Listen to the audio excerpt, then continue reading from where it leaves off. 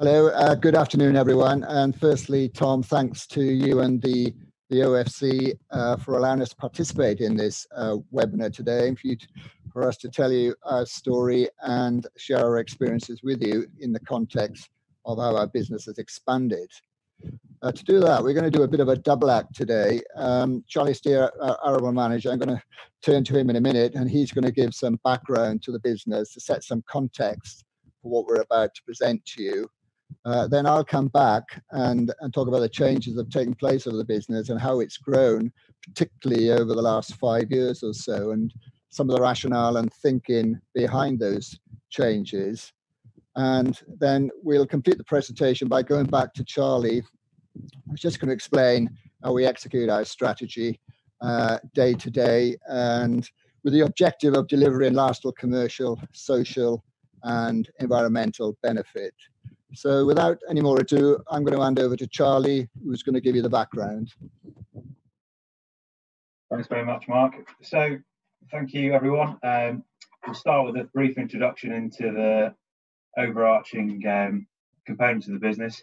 So who we are a commercial farming enterprise on the Eton estate near Chester in the northwest of England.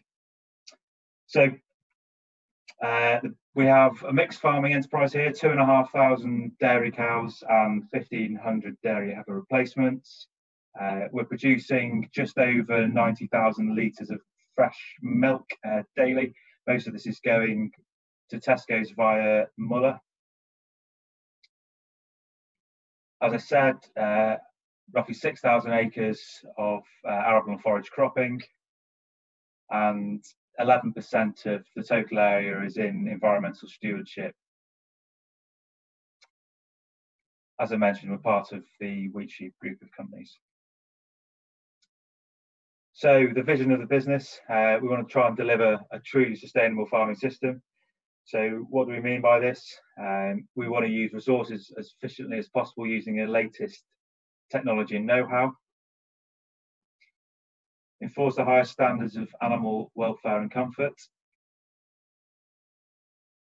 We're custodians of the land, properties, and the environment in this part of the estate.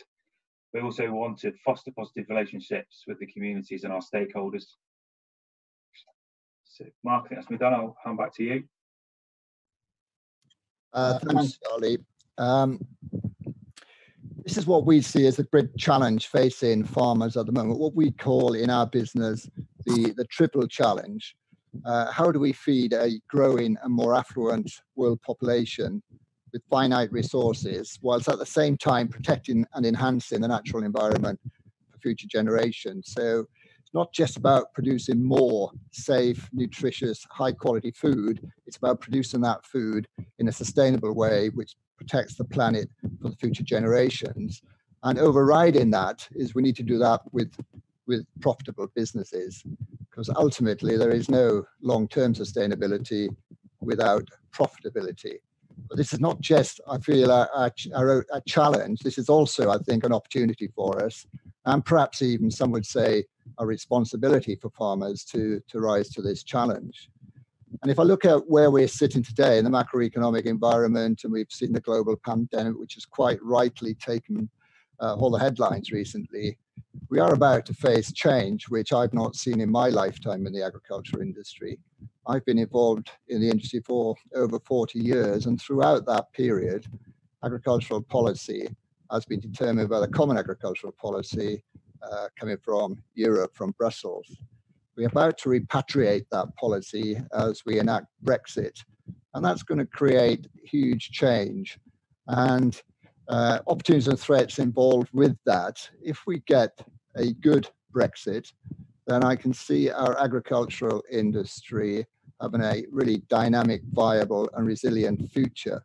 However, if we get a difficult Brexit, then we could see the opposite. And I suspect that ultimately, the case for expansion and the future size of UK agriculture will be, certainly in the short term, determined by what type of Brexit we have. And I think the key points in this is the trade-in arrangements and the regulatory framework in which we find ourselves, once we come out. And at the moment, none of us really know how that's going to unfold, but I'm quite confident that if we get a favorable terms of trade, and if we get a reasonably level playing field in terms of the regulatory environment, that large parts of UK agriculture can rise to the challenge of being globally competitive, of being efficient and productive, producing the safe, healthy, nutritious food that we all want, while simultaneously protecting the natural environment. However, if it goes against us, then I suspect that life could be very difficult.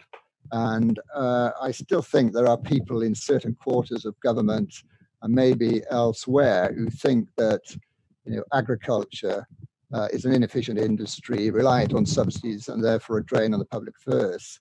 However, I feel that if we can get the framework around us right through this next phase, I'm pretty confident that agriculture can be a force for good, can be a force for good for UK PLC. I think that we can increase our market share both domestically and perhaps more further ahead internationally. And if we can do that, then, you know, we can create wealth, we can create employment, we can be therefore pay more taxes, reduce the balance of payments, deficit on food, and become more food sufficient and have greater food security. And I think that's the opportunity that lies ahead. And I think the NFU and others are quite right to focus on production standards and ensuring that we have a reasonably level playing field going forward. And I think a good example of an industry that's made this, or a country that's industry has made this work very well, is the Irish dairy industry, which in 2015, when milk quotas were abolished, the Irish dairy industry since then has doubled its milk output. And it's done that whilst at the same time delivering a higher real price to its dairy farmers.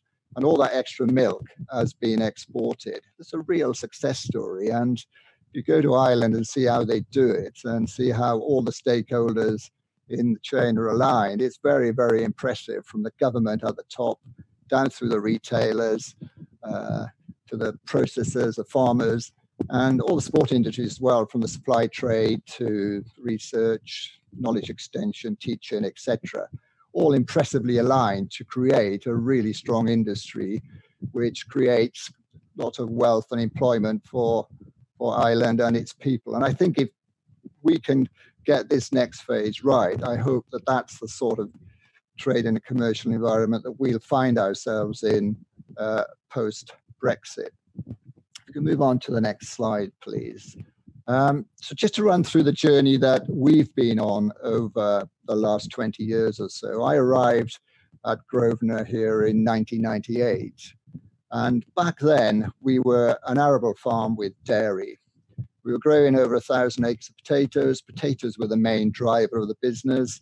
We had quite a large number of cows back then, about 800, but they were dispersed in 7 herds, so didn't really generate the economies of scale on dairy and that we'd like to see. But it became very quickly obvious to me at first review of the business after arriving that no matter what we did with our arable farm here, we would never be able to become a world-class arable farmer. Our soil types are not right. We've got difficult, challenging clays, field structures, infrastructure here for arable farming, climate, etc., was all working against us. However, when I looked at our dairy, it also became obvious that if we got our dairy farming right, we could become world-class dairy farmers. And that's the route that we embarked on 20-ish years ago. Potatoes were reduced and then removed altogether. And we concentrated on dairy farming with combinable crops through from 2000 up to 2010. And in amongst that time, we diversified the business, introduced bovine genetics business Cogent, which grew very quickly and successfully, and in effect outgrew the business, outgrew the farming business. So we separated Cogent from the farm in 2003, and Cogent's now gone on to great success. It's part of the ST Genetics business based in Texas, and of course has pioneered the commercialization of sex semen technology, which is one of the big technological shifts in animal breeding over the last 20 years or so. So the farm carried on. We sweated out dairy assets for 10 years or so, up to around 2010, 2012. We consolidated into 4 herds of 1,400 cows, and we sweated those assets. And we grew our cereal acreage to replace the land that wasn't growing potatoes. And we had a very, very successful business through that phase. Although it became clear to us that whilst our dairies were functional and were workable, they were nowhere near best in class.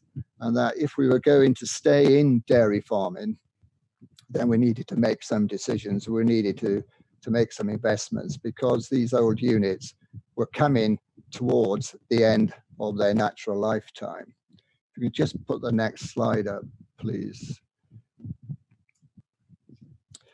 So we had, as I say, these 4 dairy units. They were all functional.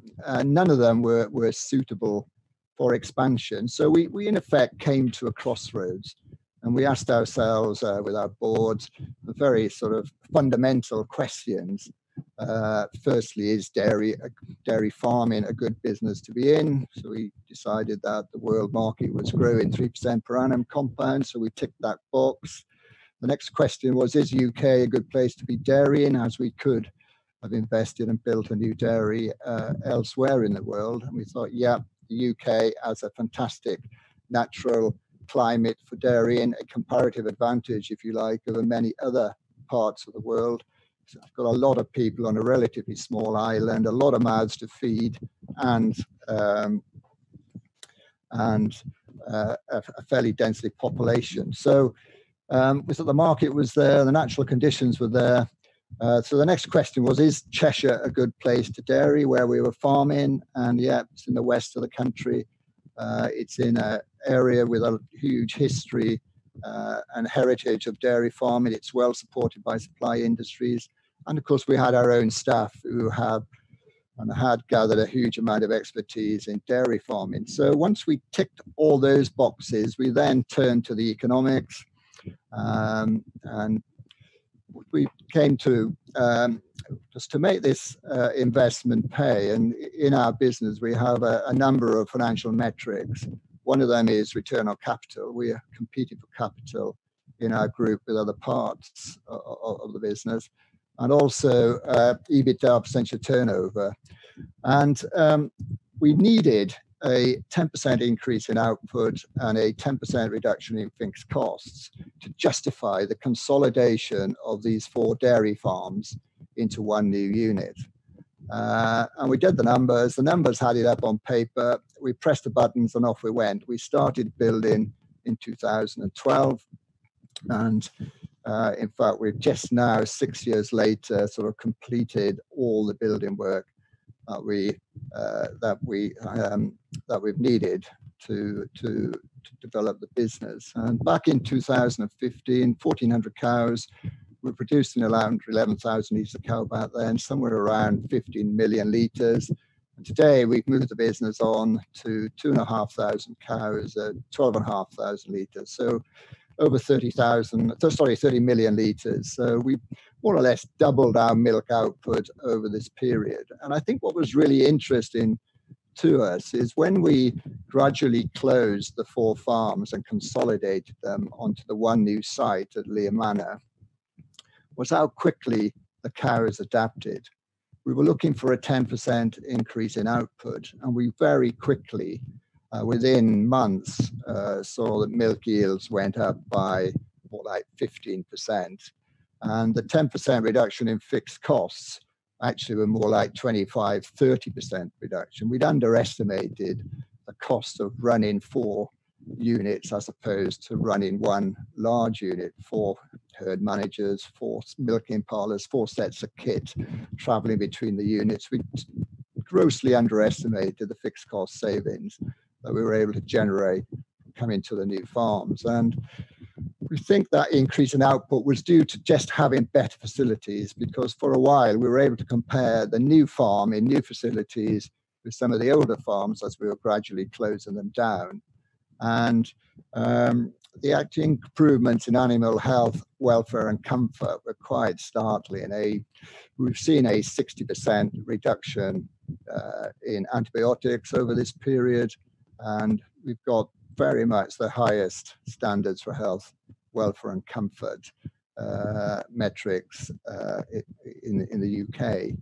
And I think the point about animal health and welfare, and I made this point to non-farming visitors, is that you don't get high performance and good financial results without the highest levels of health, welfare and comfort. I've never seen a sick or unhealthy cow deliver a lot of milk.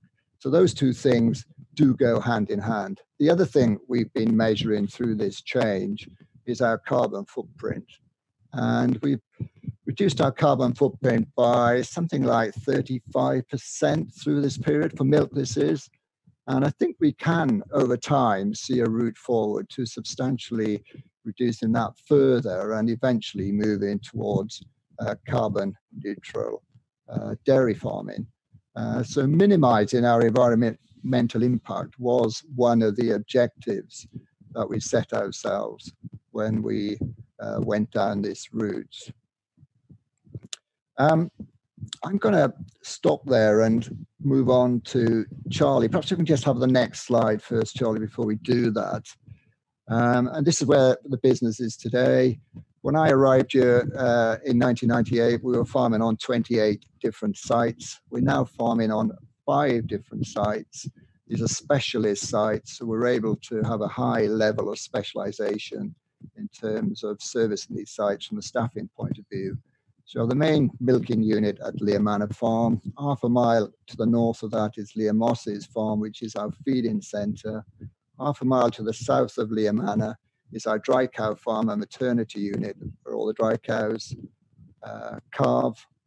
And then about a mile to the west, we have the young stock farm. We have about 1,500 head there. And then as we go up north of that towards the village of Alford, we have our arable farm, which again integrates with the livestock and is a key part of our sustainability messaging. Okay, I'm now going to hand over to Charlie, who's going to run through this strategy in action and how we execute it on the ground on a day-to-day basis. So thanks, Mark. It'd take too long to explain all the practical benefits of the expansion, so I'm going to pick out a few key points. Starting with what we see in front of us, we've allowed each unit to specialise, employed lean management. The units have been specifically designed for the role they see in the business.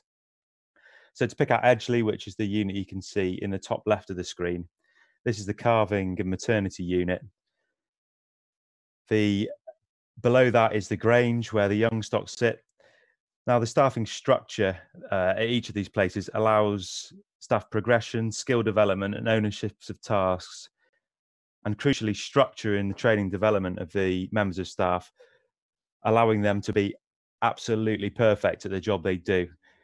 Edgeley is a great example. The guys there will calve thousands of cows each year, and we've had several students come through there who've really gone away with a huge experience. They've probably calved more cows than they would as a vet student each year. The Grange is similar, a huge attention to detail on building design specifically for young stock rearing, and there's some great results. Very low calf mortality.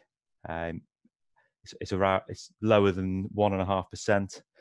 And producing some good quality heifers, both for rearing into the main dairy unit and for sale. The several units we had previously, which Mark talked about, we had a huge duplication of machinery. So centralisation of our forage store at Lee Moss's, which is the photo on the bottom right, has allowed efficiencies that were well beyond the quantities that we budgeted for. Similarly, with the arable unit, Alford Hall serves the dairies as a contracting centre for forage operations, as well as manure spreading. Also, all the combinable crop drying, storage, and any processing that is required, such as rolling barley, is done at Alford Hall. So personally speaking, as the arable manager, I've got to pick out some of the biggest benefits of the expansion of the dairy. It's definitely been the utilisation of labour and machinery across the year. Again, it adds diversity to job roles, allowing us to help and retain and engage really good staff. Every day is different, and they're fully employed throughout the year. The other is the increase in total production and reduction in costs, thanks to investment in the manure handling and the treatment of manure as a valuable fertilizer rather than a waste. So the vision of sustainability is to develop a circular farming model. This is sort of demonstrated by the diagram you can see on the screen. So the expansion of the dairy has allowed better use of flood meadows on the tributaries of the River Dee. Up to 30% of the farm area can flood in years such as 2019/20, of which we can expect to see more of, I dread to say, as climate change takes its toll. Cows convert this lower quality forage we produce from the flood meadows into energy and protein dense food. The cows obviously produce a large amount of manure. As I've mentioned, we've expanded the handling facilities to allow us to utilise this. We've also expanded a fleet of machinery to apply in a very timely manner. We can put the right amount on in the right time, in the right place. And this has generated huge savings in fertiliser. For example, we've bought no potassium or phosphorus fertiliser since the dairy at Lee Manor opened. Additionally, this has saved £82,000 in nitrogen fertiliser costs alone, and an estimate another 100k in potassium and phosphorus and sulphur fertilisers. A headline figure being that 83% of our forage crops were grown using organic manure alone in the year ending December 2019. This is how the organic manure has vastly helped reduce the carbon footprint of every kilo of milk produced by 30% since we expanded the dairy unit, along with other factors such as the increase in milk yield at the new dairy and reduction in purchased protein. The expansion of the dairies allowed us to look at the farm with fresh eyes and to develop additional sustainability features. Apart from the reduction in greenhouse gas emissions, we've built in solar arrays onto the dairies, so we're reducing our electricity consumption. We're carbon footprinting to calculate exactly how much saving we're making in greenhouse gas emissions. Our soil health is increasing. As I just previously mentioned, we're using manure to increase our soil carbon and organic matter levels, which is currently double the UK average. This is from NRM's soil survey data. The fresh eyes I was talking about has allowed us to enter into a new countryside stewardship scheme, which has included the planting of 100,000 trees on less productive farmland. 24,000 hedge plants have been established in the last 3 years, to increase the farm total to 136 miles. We've also increased the biodiversity on the farm and restored features such as ponds and marl pits, which are unique to this area of Cheshire. Some of the 113 we have on the farm have been restored and have seen a huge benefit to wildlife. Again, we've monitored this using Natural England and the University College London. So to summarise the benefits of our expansion, we've been lucky enough to undertake. It's allowed us to develop what we consider a world-class farming system, providing safe, healthy, nutritious food, which in the current economic climate, the affordability of which is crucial. We've done that using resource-efficient farming techniques, upholding the best in animal and staff welfare, reduced our carbon footprint, and improved soil, air, water and biodiversity, crucially, while turning a profit. Thanks very much. I think we're going to go on and take questions now, so I'll let Tom carry on and explain how that's going to work.